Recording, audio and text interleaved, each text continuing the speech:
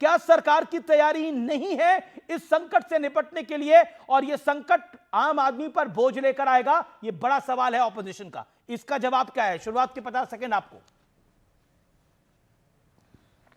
सरकार की तैयारी ऐसे किसी भी संभावित संकट के लिए कितनी पुरानी थी, मैं उदाहरण के लिए देना चाहता हूं। भारत में अब रेलवेज का 100% लगभग इलेक्ट्रिफिकेशन हो गया है, तो कम से कम आज रेलवे के लिए डीजल की जरूरत नहीं है। याद दिलाना चाहता हूं 1991 में जब कुवैत और इराक की लड़ाई हुई थी, खाड़ी संकट आया था, इतना भयानक संकट हुआ था कि आधी ट्रेनें लगभग बंद हो गई थी। आइए, आज प्रधानमंत्री जी ने बोला कि 20% एथेनॉल का यूज पेट्रोलियम में हमने करने में सफलता हासिल कर ली है, यानी 20% हमारी डिपेंडेंसी उसके ऊपर कम हो गई है।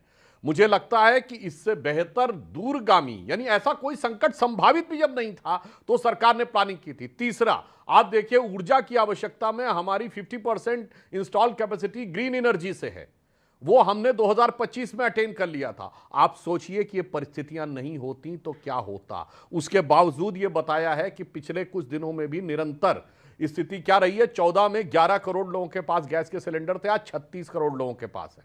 इसके बावजूद स्थिति यह है कि एलपीजी की सप्लाई को भी सरकार ने कहीं बेहतर नियंत्रित करने में सफलता हासिल की है। और फिर भी किसी को शक और शुबा हो तो मैं कहना चाहता हूं कि स्ट्रेट ऑफ हरमुज के पूरब दिशा में जितने देश हैं वहां क्या परिस्थिति हुई है आप देख लीजिए। Pakistan, Bangladesh, Sri Lanka, Philippines, Indonesia, 4 day week, सारे स्कूल, कॉलेज, यूनिवर्सिटी बंद। और इसके बाद स्कूटर को 2 लीटर, यानी 2 व्हीलर को 2 लीटर और गाड़ी को 10 लीटर पेट्रोल, बस, इससे ज्यादा नहीं मिलेगा मुझे लगता है। और आधे लोग वर्क फ्रॉम होम करेंगे सरकारी कर्मचारियों में। मुझे लगता है उन परिस्थितियों में अगर हम देखें तो मैं कह सकता हूं कि प्रधानमंत्री श्री नरेंद्र मोदी जी के दूरदर्शी और कुशल नेतृत्व में, आज भी उन्होंने कहा 41 देशों से एलपीजी और पेट्रोलियम प्रोडक्ट्स लेने की प्रक्रिया चल रही है इस समय, यानी डिफरेंट सोर्सेस के थ्रू लेकर। जो कुछ शांति समाधान के लिए चल रहा है वो अपनी जगह है। एलपीजी का उत्पादन बढ़ाया गया है, मगर एक तथ्य जो रखा गया वो भी विचारणीय है कि मात्र 2 दिन के अंदर एलपीजी बुकिंग में 94% की बढ़ोतरी हुई, यानी 2 दिन के अंदर दुगनी हो गई एलपीजी की बुकिंग। यह निश्चित रूप से एक विपक्ष के सांसद ने ओपनली बोला था, भाई जितनी एलपीजी ले सको उतनी ले लो, आगे संकट आने वाला है। ये जो आशंका, भ्रम पैदा कर कर परिस्थितियां उत्पन्न की गई। और यह भी एक सत्य है कि ऐसे ऐसे लोग जो जमाखोरी में पकड़े गए, जैसे उत्तर प्रदेश में ही संभल में एक अब्दुल रेहान पकड़ा गया, जिसके पास 55 सिलेंडर थे।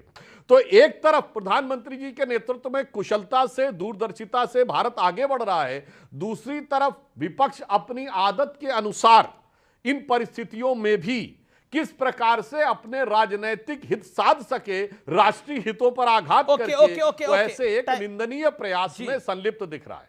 ओके, क्या मैं आपके पास आता हूं, कांग्रेस के मेंबर ऑफ पार्लियामेंट के पास, क्या आप कंफ्यूजन को बढ़ाना चाहते हैं या कंफ्यूजन को सॉल्व करना चाहते हैं?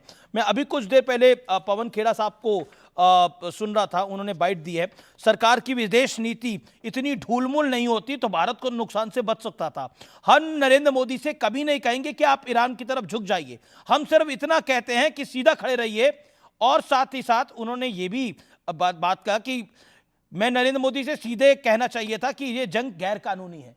यानी हम ईरान से भी बैक चैनल से बातचीत कर रहे हैं, हम इजराइल से भी कह रहे हैं, फिनलैंड के राष्ट्रपति कह रहे हैं कि भारत बचाव कर सकता है ईरान, इजराइल और अमेरिका के बीच में, पोलैंड कह रहा है। Do you think we are in strong position? लेकिन ऑपोजिशन कंफ्यूजन ऐड करना चाहता है। हेलो, जी जी भगत साहब। हाँ, मैं रमेश जी, एक चीज मैं बोल रहा था। मैं अभी उनका सुधांशु जी के बात सुन रहा था। मैं तुलनात्मक बातें नहीं करना चाहता हूं, मैं चाहता हूं जो जमीनी हकीकत है। जमीनी हकीकत क्या है?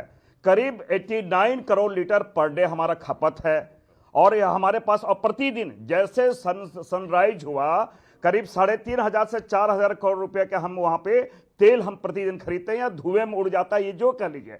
हमारा जो स्टोरेज कैपेसिटी क्या है? हमारा स्टोरेज कैपेसिटी 533 मिलियन है, 8 से 9 दिन के लिए है। गैस का 2 से 3 दिन है। तो ग्राउंड रियलिटी जो है उसके बारे हम करें, ये अलग बात है। हमारे सरकार का रही है, सब नियंत्रण में है, लेकिन तेल, महंगाई, सुरक्षा पर कोई स्पष्ट नीति जो होनी चाहिए वो नीति नहीं है। आपने क्या किया, माइलस्टोन की बात की लेकिन रोड नहीं है। ओके, पर किस तरह की, लेकिन रोड नहीं है। मेरा सांसद साहब आपसे गुजारिश है, किस तरह की स्पष्ट नीति चाहिए? आप कांग्रेस के मेंबर ऑफ पार्लियामेंट हैं, किस तरह की स्पष्ट नीति चाहिए? भारत सरकार की स्पष्ट नीति है, उन्होंने तेल के दाम नहीं बढ़ाए हैं, इंडिया में सामान्य पेट्रोल और डीजल के दाम नहीं बढ़े हैं।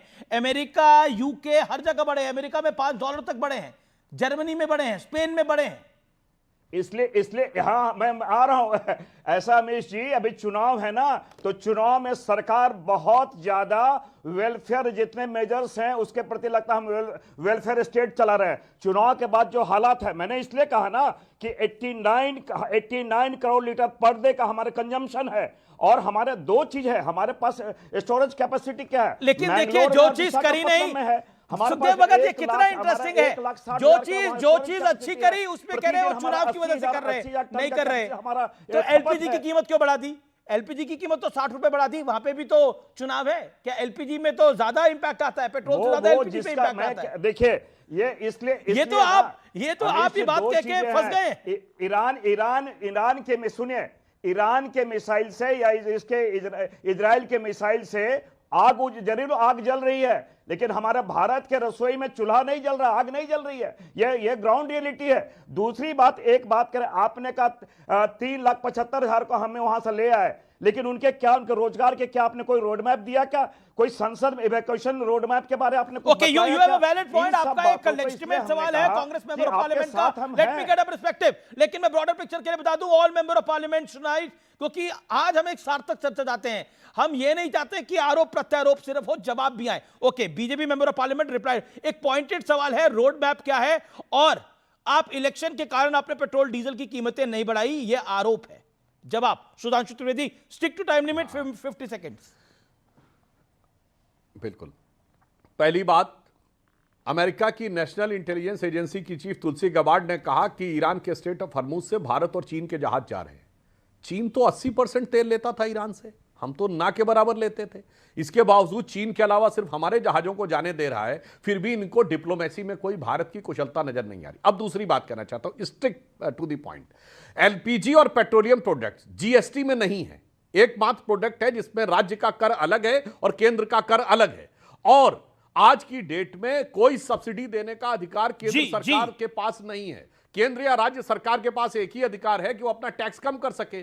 तो जो लोग आज हैं, ऐसा नहीं कि सब अपोजिशन में सत्ता में हैं। महुआ मांझी जी बैठी, इनकी पार्टी झारखंड में सत्ता में है, मित्तल साहब बैठे हैं, ये पंजाब में है, सुखदेव भगत जी तेलंगाना, कर्नाटक और हिमाचल में। मैं पूछना चाहता हूं, जनता का जो दर्द आप अभिव्यक्त कर रहे हैं, इसके लिए अपने राज्यों में कितना एक्साइज कम कर रहे हैं? Okay, announcement by all the member of parliament. Okay, Sukhdev Bhagat, मैं आपका रुख करता हूं, लेकिन अभी महुआ मांझी भी है, अशोक मित्तल भी है। महुआ मांझी, आप अनाउंस करना चाहती है जेएमएम की सरकार जो टैक्स लगाती है वो टैक्स कम करेगी, जिससे पेट्रोल डीजल और सस्ता हो जाए। मेक अ अनाउंसमेंट, और इससे प्रेशर भी बढ़ेगा बीजेपी की सरकारों पर। देखिए, आप अनाउंस करिए अपने राज्य के अंदर। हमारी सरकार, माननीय मुख्यमंत्री हेमंत सोरेन जी, मुख्यमंत्री जी लगातार जनता के हित में काम कर रहे हैं, लेकिन केंद्र सरकार उसका बकाया पैसा दे ही नहीं रही है। हम तो कर्ज में डूबे हुए हैं, इसलिए कि केंद्र सरकार हमारे हक अधिकार का पैसा नहीं दे रही है। 1,36,000 करोड़ जो कोयले की रॉयल्टी का बार बार चीख कर लोग मांग रहे हैं, वही दे दे, कम से कम उससे तो करे। मैया सामान दे रही है सरकार लोगों को, और जीएसटी में कितना घाटा हो रहा है। हर तरह से अपनी सरकार को, हमारी राज्य सरकार को कर्ज में डुबाने की तैयारी कर रखी है। और आप कह रहे हैं कि आप क्यों नहीं देते हैं, वो जरूर देना चाहती है, क्यों नहीं देना चाहेगी? वो तो चाहती है कि हमारे राज्य का विकास हो, हमारे राज्य को नंबर 1 राज्य की बनाने की हर तैयारी माननीय मुख्यमंत्री हेमंत सोरेन जी कर रहे हैं। तो हम तो चाहते हैं केंद्र सरकार मदद करे, उनके बकाया पैसा उनको वापस करे। ये तो आप अपनी प्रॉब्लम लेकर आ गए, मैं जनता की प्रॉब्लम की बात कर रहे थे, आप अपनी प्रॉब्लम लेकर आ गए।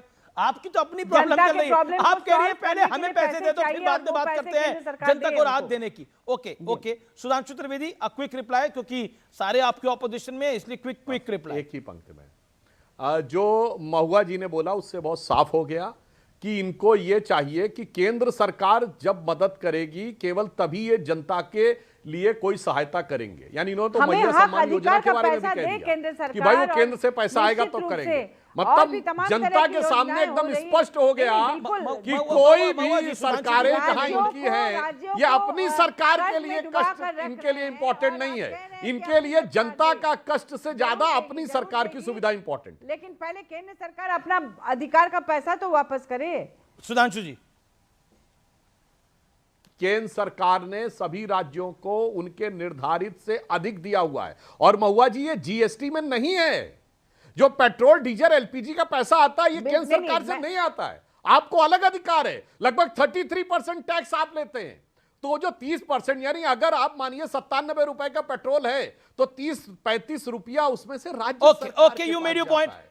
और 30 के लगभग जी जी जी बिल्कुल जी, हमारी जी। सरकार सब कुछ तैयारी करके रखी है, आने वाले दिनों में जरूर करेगी, ऐसे में पूरा लेकिन विश्वास लेकिन है, लेकिन क्योंकि लेकिन देखिए हमारी सरकार अपनी जनता को मैं हर तरह अभी की सुविधा दे रही है। मैं चाहे अरविंद केजरीवाल जी युवा को हो, सुन रहा महिला था। हो, अरविंद केजरीवाल जी बुजुर्ग ने हो, कहा हर एक के लिए अलग अलग योजनाएं भी हैं। ओके ओके अरविंद, मैं आम आदमी पार्टी के मेंबर ऑफ पार्लियामेंट के पास चलता हूं, फिर मैं दीपक वोरा भी हमारे साथ हैं, पूर्व राजनयिक, उनके पास भी चलूंगा। लेकिन इंपॉर्टेंट सुधांशु त्रिवेदी ये है, मैं अरविंद केजरीवाल की बात करूंगा, लेकिन प्राइम मिनिस्टर ने बोला ये मुश्किल वक्त है, इसमें साथ खड़े होना चाहिए।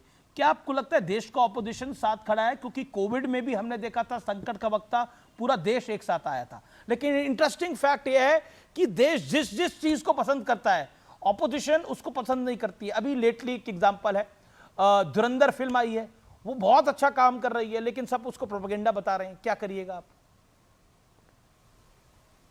ना देखिए, विपक्ष की फितरत क्या है मैं स्पष्ट करना चाहता हूं। आज इनको पेट्रोलियम प्रोडक्ट्स को लेकर चिंता है। मात्र 3 साल पहले जब रशिया यूक्रेन की लड़ाई हुई, हमारा सबसे बड़ा सप्लायर पेट्रोलियम का कौन था? रशिया। डिफेंस का सबसे बड़ा सप्लायर रशिया, ब्रह्मोस का सबसे बड़ा सप्लायर रशिया। तो क्या बोल रहे थे?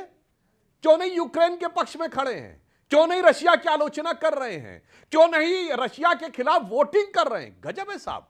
आज तेल को लेकर ये कह रहे हैं ईरान के साथ होना चाहिए, तब तेल को लेकर रूस के खिलाफ होना चाहिए। अब आइए साहब, अमेरिका के खिलाफ क्यों नहीं बोल रहे हैं? हमारा सबसे बड़ा ट्रेड पार्टनर कौन है आज की डेट में? अमेरिका।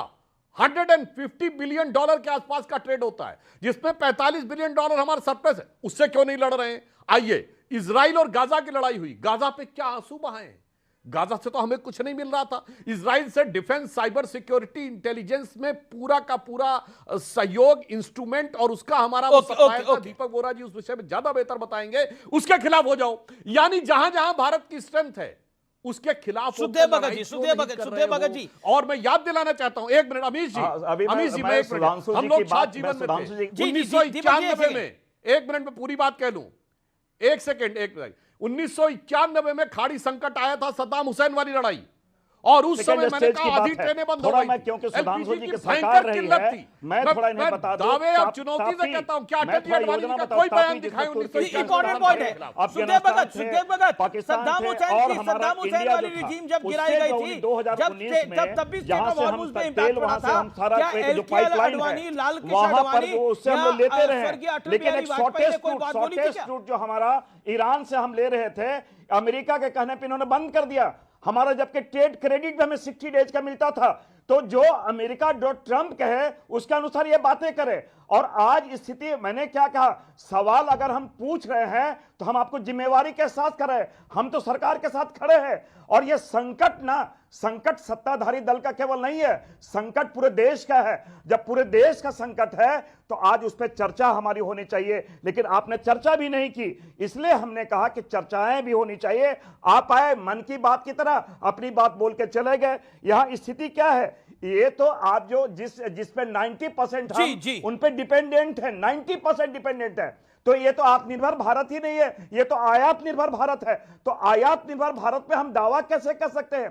तो भाषण तो आपने, इसलिए हमने कहा कि माइलस्टोन की बात आपने कही, लेकिन उस माइलस्टोन में रोड किधर है, रोड मैप किधर है? पूरी तरह कहीं गायब है। लेकिन मैं एक अच्छा एग्जांपल कोट हुआ, अशोक मित्तल लगातार हमारे साथ बने हुए हैं, एक अच्छा एग्जांपल कोट हुआ।